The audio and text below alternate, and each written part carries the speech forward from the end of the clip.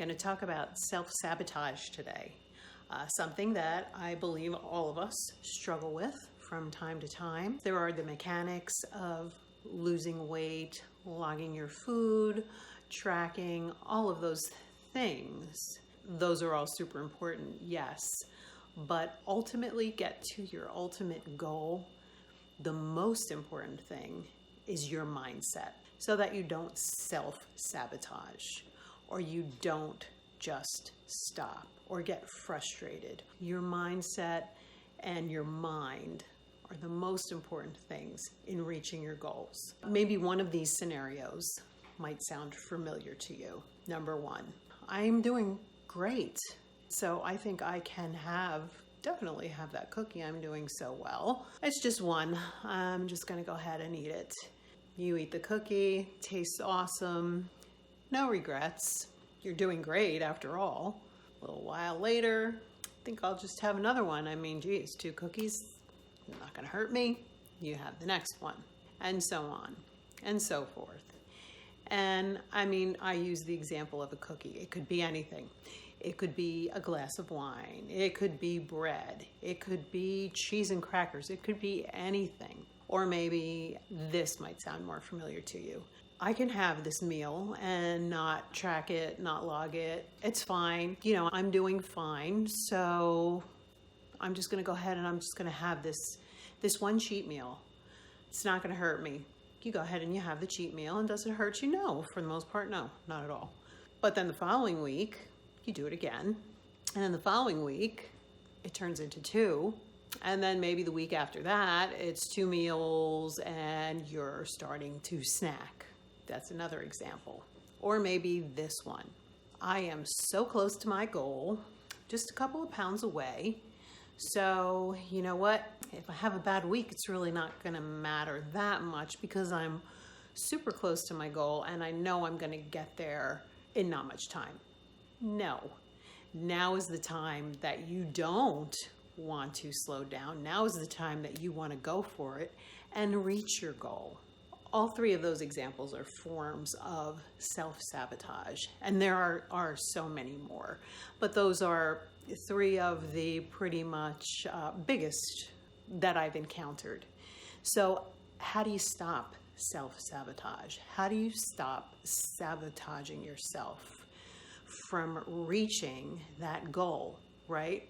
We've all been there, especially on the weight loss, getting in shape, changing your body composition journey, right? We've all started out doing great, and then something happens.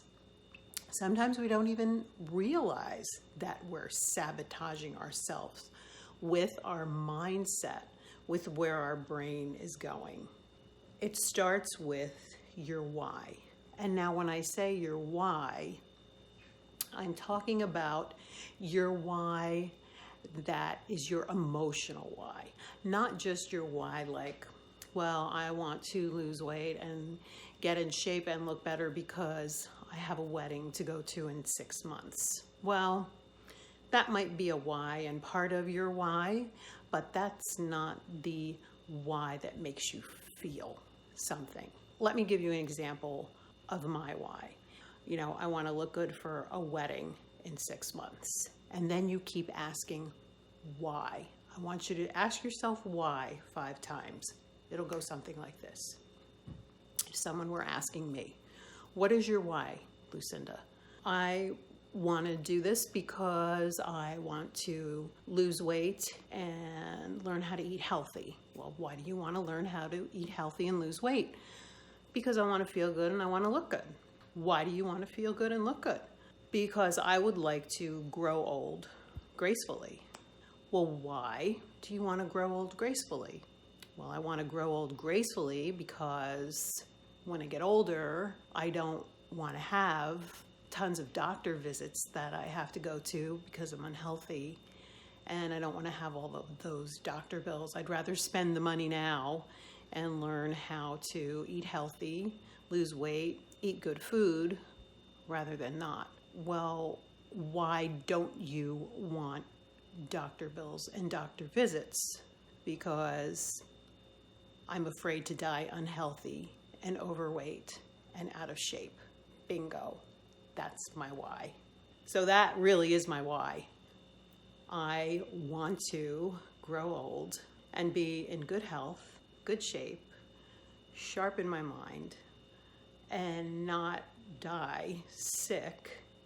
That is my why. That's my emotional why. That's my why that makes me feel something. Everyone has a why that makes them feel. It's not just your surface why. Dig down. So I want you to do this exercise.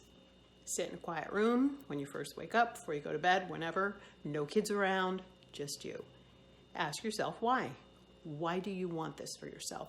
Why are you doing this? Why are you spending money? Why are you paying me to be your nutritional coach? What do you want? What's your why? And I want you to ask yourself that question 5 times deep. And I want you to keep asking why until you get to the point where when you ask that last why, you feel it. That's why you're doing it. That's why you're doing this. So that's your exercise that I want you to do. And then once you get to your why, I want you to just close your eyes and picture yourself, visualize yourself having your why, meeting your goal, being where you want to be at the end of this journey. What do you look like? What do you feel like? How do you feel about yourself? Are you proud? Are you happy? Are you comfortable in your own skin? Really feel how you're going to feel when you reach your goal. And then once you're there, I want you to ask yourself, what is it going to feel like if you don't achieve this? If you don't do this for yourself? Are you going to feel frustrated? What kind of stories are you going to tell yourself? Well, I always do this. I always fall off. I can never stick with anything. Then you start telling yourself all of these false assumed truths that really aren't the truth. And then this downward spiral begins. So there's no reason why you cannot achieve your goal. Number 1, you deserve it. You absolutely deserve it. Everyone deserves to live the best life that they can, the healthiest that they can, feeling good in their own skin, looking good, and knowing that they look good. You deserve that for yourself. There's no reason why you can't have it. You're not being selfish. You should be able to have that. Think about how it's going to feel, or how you're going to feel, if you don't achieve it. The next time you catch yourself trying to veer off track or going in the wrong direction from where you want to go, I want you to hold your why up in front of you. That feeling, that visualization that you have of yourself attaining your goal. And if you've dug deep enough to get to your why, that should be most of what you need to keep you on track. Stick with your plan, know what your why is, and continue on the path. Weight loss is not always linear. It just does not go across in a straight line. There's ups, there's downs, there's ups, there's downs. Totally normal, to be expected. There's plateaus, to be expected.